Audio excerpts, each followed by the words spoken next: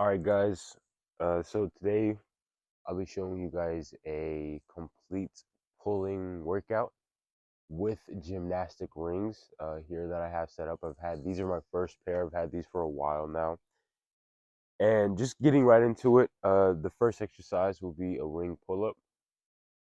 So I am doing this whole video like this because someone in the comments was looking for something that they could do for ring exercises, and I thought, hey, if I already provide stuff on my channel, why not already do that? Now you might be thinking, isn't this a chin up because I'm supinating my wrist at the top? Well, you can combine the pull up and the chin up with gymnastic rings because you have that freedom of movement within the wrist. So it's very important that you use the rings to its fullest capabilities. You can even do neutral grip if that's what you wanted. But if you really want that good bicep activation, rotate your wrist at the top of the movement.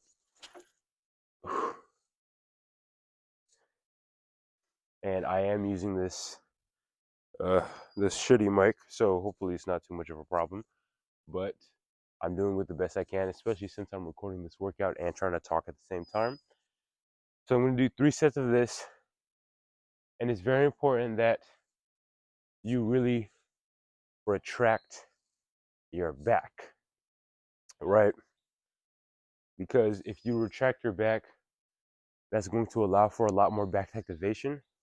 We're already getting that bicep activation, and by retracting our back, it's going to basically get everything in our back. Is going to get our delts, traps, lats full, just full entire lats, and it's like this chest proud motion. You'll see it in the set that I'm doing right now, and it'll be just a great thing to do because you want to get that entire back development. And with rings, you're able to get even more development because now, since you're rotating your arms, you're getting that further activation through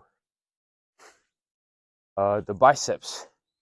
Now, I want you to pay close attention to how I supinate my arms at the top of the movement. So not only am I just coming in, but I'm also twisting even further because that's going to allow for further bicep activation. So if you want to get the best out of this movement, definitely twist your wrist as far as you can, of course, comfortably, so you can get more bicep activation and even back activation from this movement. Ugh. So I'll show you right here with how the biceps work, right? So think as if I have a dumbbell in my hand, right? And I'm bringing the weight up. And then now I'm twisting my hand inwards more. You see how just much more my biceps get activated?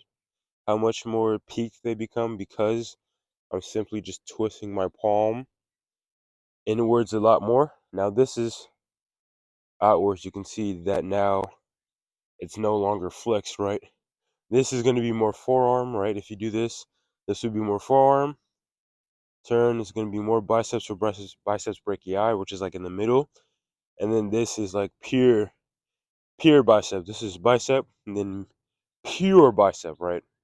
So that's why it's very important. Even if you're just going to be doing regular ring chin-ups, to really twist those wrists inwards, or inwards a lot more, so that way you can just get a peak bicep activation.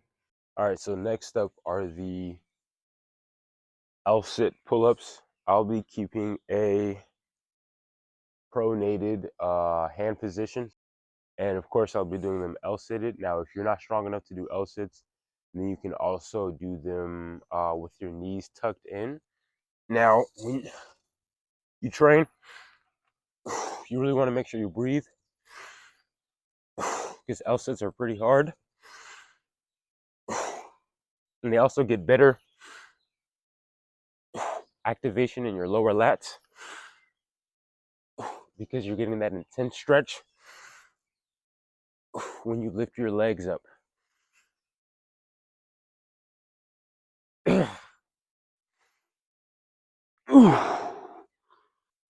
Another great benefit about keeping a supinated grip when doing these L-sits is that it's going to be more comfortable on your shoulder and probably your wrist with the rings, because again, there's slight movement, right?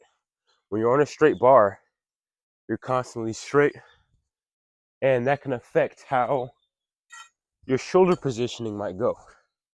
So with a straight bar, right, you're like this, your elbows are like this, and getting above here in that position might hurt a little bit or tweak your shoulders a little bit, right? Depending on your mobility and how familiar you are with the exercise. But with the rings, that's not a problem, because you can just simply rotate just a little bit. Another very crucial thing about doing L-sit, any type of L-sit exercises, especially pulling exercises, is the positioning of your legs and how you rotate your back so you can engage your core properly. What I see a lot, I'll just do a knee raise, is when they get into the position, they kind of do this. You see how like your butt is out a little bit and then you're doing that? Like, that's not L-sit. That's not L-sit. You have to really contract your core, because most of that is just your hip flexors. That's just pure hip flexors. You're not getting any type of abdominal work at all. So if you're gonna just go with knee raised, then you really want to bring your knees up to your chest. Try your best to bring your knees up to your chest, right? And the same thing can go for leg raises, right? You might not be able to get your feet up to your chest or to your head or whatever, but try and kind of go for that movement so that way you can have that rounder lower back when you do the L-sits. Of course, you're still getting hip flexors when doing L-sits, but when you do them properly like this, you're going to get a lot more core activation.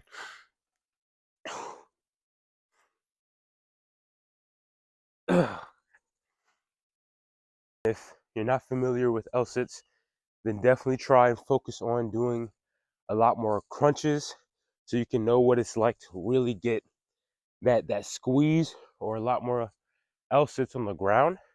Because when you're on the ground, you're going to feel your lower back coming off of the ground.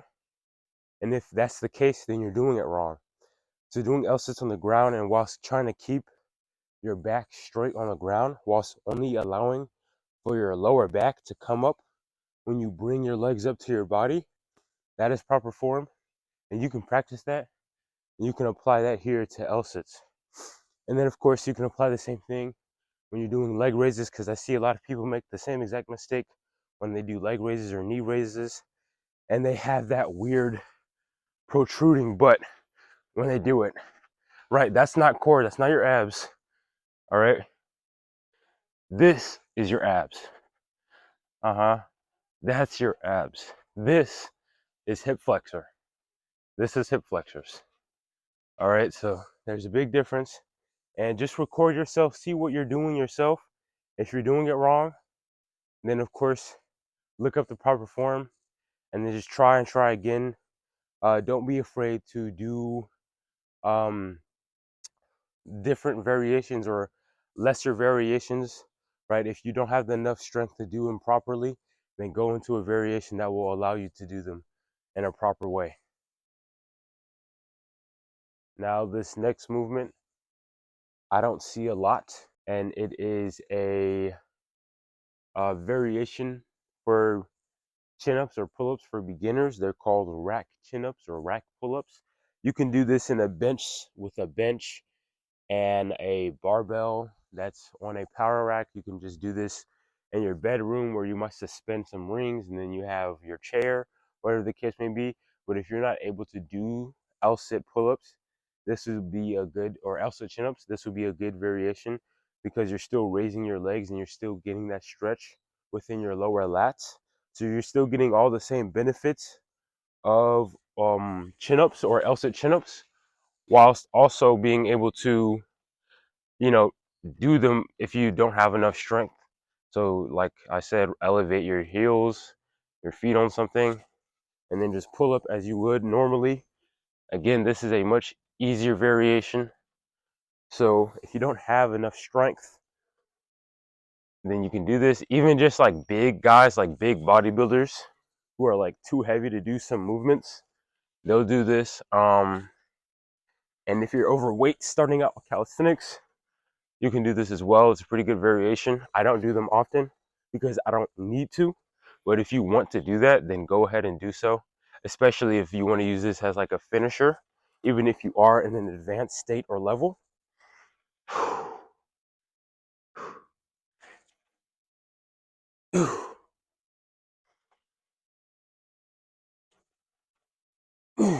Okay. Now here we have the ring row, which was a staple exercise in my routine when I was first starting out with training with rings. They're still very important. Now I don't do them that much as of the late, but if you're a beginner and you can't even really do pull-ups, this would be a great way to train those same muscles with a horizontal movement pattern. Now, of course, you can twist your wrist, like I mentioned earlier, because you have the freedom to do so with the rings. So if you want more bicep, supinate. If you want more forearm, pronate. If you want that neutral grip to get more bicep and forearm, then of course neutral grip. And if you want to make the exercise harder, elevate your heels. And if you want to make it easier, place your feet like this with your knees bent. But ideally, you want to try to get to like this. And of course, eventually raise your heels and make sure you fully retract your back, like how I said with the pull-ups, to really work all the muscles, especially the delts and the traps. Rows are going to get more of delts and traps. Another great way to simply make the exercise easier is by just simply raising up the rings. So adjusting them and whatnot with the straps to raise the rings up, and then that way your anchor point isn't so low to the ground, or just kind of take a couple steps back and do your rows like that. But of course, at some point you want to get to the point to where you're almost parallel on the ground. I know in the previous clip of my first set, it kind of looked like as if I was on the ground. I wasn't on the ground. I was just like slightly off of the ground. And of course, if you want to make it harder, you can add weight by either putting a weight plate on your chest or on your stomach, or by, of course, elevating your feet, or you could have a weighted vest or a weighted vest and elevating your feet, whatever the case may be, especially if you want to focus a lot more on strength aspects of things when it comes to weighted calisthenics. But if you just want to do your body weight, simply just elevating your feet and changing position patterns will do just fine. And really make sure when you get down, you get a full stretch and you allow your shoulder blades to fully suppress and stretch. That way you can get a greater stretch on your traps and your delts, your rear delts.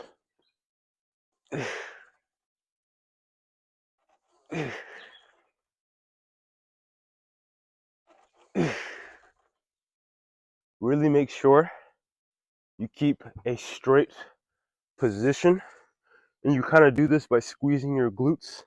It's the same thing you want to do with push-ups, but now you're just doing them with rows, so that way you're not getting any of that sagginess when you do them, because now it kind of changes the position of the movement, and it doesn't really target all the same exact muscle groups as it would have if you kept a straight back by simply just squeezing your glutes, right? Just by flexing your glutes. Now on to curls for the girls. Now the first ring curl exercise I want to show you guys will be just the ring curl. Basically, that's what it's called. Some of you have probably seen this if you're familiar with rings. And this variation of a ring curl is going to be a lot more beginner friendly. So simply, you want to pull your fist to your forehead. Kind of think of it as if you're punching your head, because some people do this and they accidentally do a row where they're pulling to their chest, instead of to their head like they're supposed to, which is going to put a lot more activation on your biceps. Now you can rotate, you can even do neutral grip, you can even do reverse grip, which is going to be forearms. But if you just want biceps, whatever, then of course just do supinated grip. Make sure you get to your forehead. Very simple, very straightforward, and make sure you keep a straight torso position.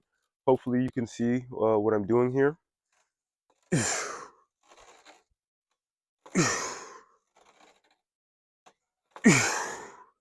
Lower down slowly.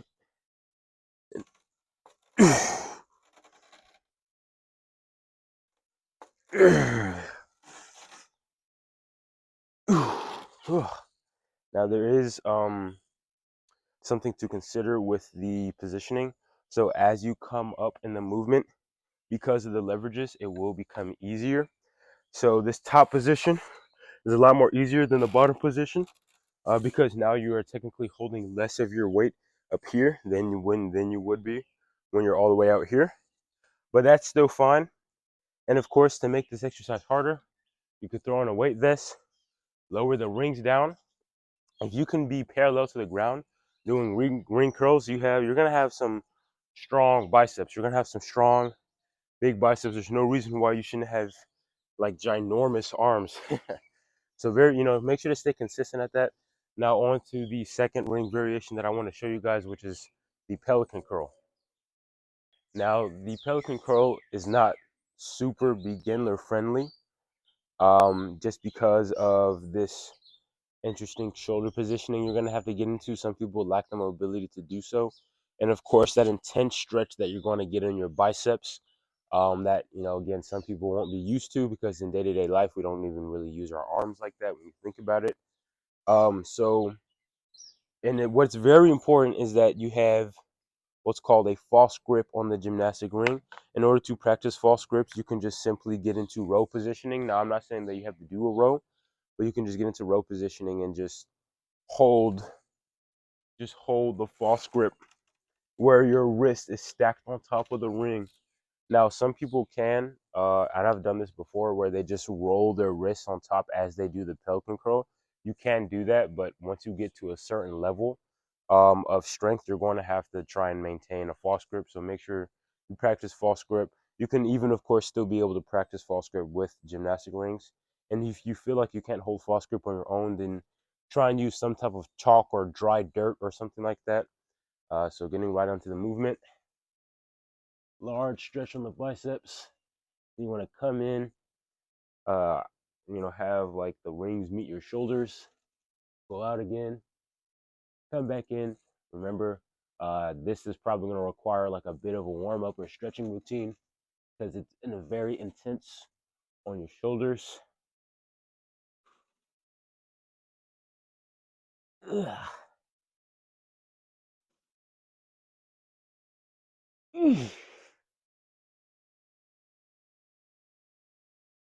Not many calisthenics movements train this range of motion. So that's why it's very important. If you have rings and you want to get to these different types of variation of movements, then of course, like I said, it's going to be best to have rings. If you're interested in bodyweight bodybuilding, rings are definitely a great tool and resource to have on your side, so you can really get into isolation. Ooh, ooh, man, and that will definitely build up the outer part of your bicep, the part that's going to allow for thickness. So like front facing view, your bicep is just going to look wider. And then of course, when you flex from the back, you're going to also increase the peak. So it's very, very important that you try out different bicep variations. Now, of course, if you were to just choose one bicep exercise and stick with it, then of course you're going to get, the benefits and strength either way. And of course, another way to make the exercise easier is by either, of course, raising the rings, or by just stepping forward, changing your anchor point, and therefore the leverages. Another thing to consider is when you have the rings, where the ring height is, you want to have it to about your waist level, where you're going to be holding the rings. You want the rings to be at about waist level. So that way, when you get into the Pelican position, it's going to be a lot more comfortable on your shoulders, and that way you're not going to tweak anything or mess up anything or overstretch or go too far, whatever the case may be. Now, I still definitely love gymnastic rings, although I don't train with them that often. Um, the only reason why is because just the bar is just more simpler. Um, but again, if you really want to access every bit of like muscle, then gymnastic rings are the way to do it, especially if you want to train with body weight. They cost like $30 to $40 on Amazon, one-time purchase if you treat them well. And then you can have access to like all the games you want. You just have to be very creative. One thing about calisthenics and bodyweight training is that you have to be very creative with the limited amount of stuff you have, because there's no cables, there's no machines, no barbells or dumbbells. So you have to be very creative in the way that you train, and then rings will just allow for a lot more access to options and creativity.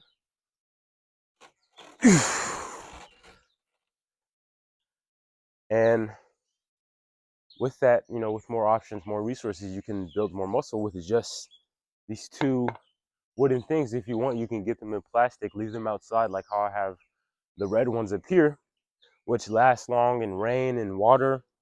But I definitely like the wooden rings just because of like, they just look sexy. Like if you ever, like, I don't know, thought of that, they just look really good because of just, I guess, the natural wood texture. All right, last set of the exercise. Showed you guys some very simple movements, some, a bunch of different variations of, whatever movement. And of course, like I said, with the rings, you're gonna have the freedom to be able to twist them and turn them every which way. The rings adapt to you, not the other way around. And tomorrow I'll be back with a ring pushing exercise. I'll be back out here again just to show you guys some of the exercise I would perform if I were to just do rings specifically.